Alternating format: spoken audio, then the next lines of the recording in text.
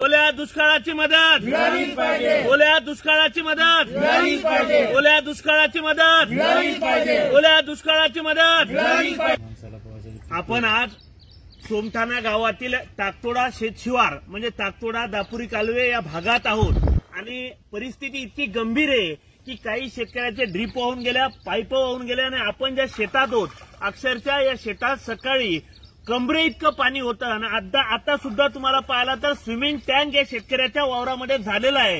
ही soybean कशी येणार आहे? त्यामुळे या सोयाबीनच्या तात्काळ पंचनामे करून भरीव मदत शेतकऱ्याला मिळाली पाहिजे, अन्यथा मात्र हा आक्रोश सरकारला सहन करावा लागेल. यांनी लक्षात ठेवावं. आता किती शेतकऱ्याची तुम्ही वाट बघणार आहात?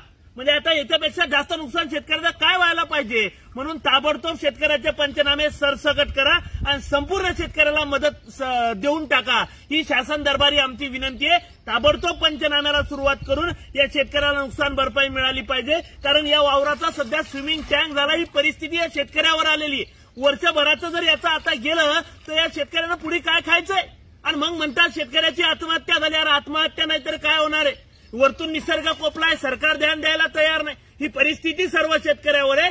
हात जोडून नम्रपणे विनंती आहे, या शिवारातलेच नव्हे तर संपूर्ण सरसकट शेतकऱ्याचे जो 2 दिवसापासून पाऊस पडतोय सर्वत्र तालुक्यामध्ये या सर्व लोकांचे पंचनामे करा आणि ताबडतोब मदत द्या. ही मात्र सरकार दरबारी विनंती आम्ही करतोय, कारण आज या शेताची परिस्थिती अत्यंत दयनीय झालेली आहे, लक्षात ठेवा.